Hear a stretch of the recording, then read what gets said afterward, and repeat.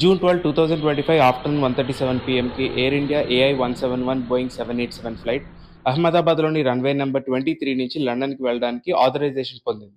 ఆ రోజు వెదర్ క్లియర్గానే ఉంది, విజిబిలిటీ కూడా బాగానే ఉంది అండ్ ఫ్లైట్ వెయిట్ కూడా లిమిట్లోనే ఉంది. అండ్ ఎగ్జాక్ట్లీ 1:38 p.m.కి ఫ్లైట్ టేక్ ఆఫ్ అయింది అండ్ టేక్ ఆఫ్ అయిన 42 సెకండ్స్కే రెండు ఇంజిన్స్కి ఫ్యూయల్ సప్లై కట్ ఆఫ్ అయింది.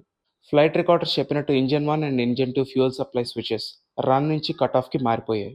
సో ఆ సమయంలో ఇంధన సరఫరా పూర్తిగా ఆగిపోయింది. So already western media pilots error ఉందని చెప్పడానికి ట్రై చేస్తున్నాయి, కానీ యాజ్ పర్ ప్రిలిమినరీ రిపోర్ట్ అది జరగలేదు. సివిఆర్ అంటే కాక్పిట్ వాయిస్ రికార్డర్లో ఏముందంటే, ఫస్ట్ పైలట్ సెకండ్ పైలట్ని ఇలా అడుగుతున్నారు, ఎందుకు ఫ్యూయల్ స్విచ్ ఆఫ్ చేసావని. సెకండ్ పైలట్ కూడా నేను స్విచ్ ఆఫ్ చేయలేదు అని రెస్పాన్స్ ఇచ్చారు. సో దీన్ని బట్టి క్లియర్గా మనకు అర్థమైంది ఏంటంటే ఇది పైలట్ ఎర్రర్ కాదు. FADEC సిస్టమ్ అంటే full authority digital engine control system రెండు ఇంజన్స్ని ఇమీడియట్గా స్టార్ట్ చేయడానికి ట్రై చేసింది. అండ్ ఆల్సో ఇంజన్ 1లో గ్యాస్ టెంపరేచర్ పెరగడం, కోర్ స్పీడ్ డెవలప్ అవడం కూడా నోట్ అయ్యాయి.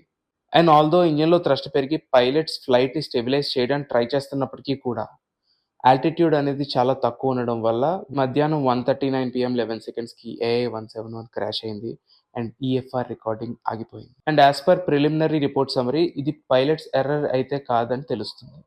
సో ఇప్పుడు అందరికీ అనుమానం ఏంటంటే ఫ్యూయల్ సప్లై స్విచ్ ఎలా కట్ ఆఫ్ అయింది, దాని మెకానిజం ఏమైనా పాడైందా. అండ్ టెక్నికల్ రూట్ కాజ్లోకి వస్తే, ఆ స్విచెస్ మన ఇంట్లో స్విచెస్ లాగా ఏదో హ్యాండ్ తగిలి ఆఫ్ అవడం అనేది జరగదు. అవి మాన్యువల్ గార్డెడ్ టైప్. అవి ఒకేసారి రెండు స్విచ్లు స్వయంగా ఆఫ్ అవడం అంటే అనుకోకుండా తగిలింది అనలేం. ఇది ఒక సాఫ్ట్వేర్ ఫాల్ట్ కానీ స్విచ్ ఫెయిల్యూర్ కానీ అవ్వచ్చు. బేసిక్గా ఈ స్విచెస్లోని లైఫ్ సైకిల్ లిమిట్ అనేది ఉంటుంది. FAA, బోయింగ్ అండ్ GE ఈ మూడు కలిసి 2018లో ఒక అడ్వైజరీ బులెటిన్ ఇచ్చారు. అందులో ఏముందంటే కొన్ని స్పెసిఫిక్ స్విచెస్లోని లాక్ డిజెంగేజ్ అయ్యే అవకాశం ఉందని చెప్పారు. అండ్ ఎప్పుడైతే స్విచ్ డిజెంగేజ్ అయిందో ఇంజన్స్కి ఫ్యూయల్ కట్ ఆఫ్ అవుతుంది. అండ్ ఈ అడ్వైజరీలో ఒక లైన్ ఉంది, అదేంటంటే this may cause in flight fuel shut off. అంటే దీని వలన ఫ్యూయల్ అనేది ఇంజన్స్కి సరఫరా ఆగిపోవచ్చు అని. AI-171కి ముందు ఢిల్లీ నుంచి వచ్చిన AI-432లో కూడా ఒక సెన్సార్ ఫాల్ట్ అనేది కనిపించింది. అండ్ దీన్ని ఎయిర్ ఇండియా అప్పుడే రీసెట్ చేసినట్టు మెయింటెనెన్స్ లాగ్ చెప్తుంది. సో ఈ యాక్సిడెంట్ అనేది ఒక పైలట్ ఎర్రర్ కాదు, సిస్టమాటిక్ ఫెయిల్యూర్. ఇవన్నీ కలిపి మనం ఒక ప్రశ్న అడగాలి.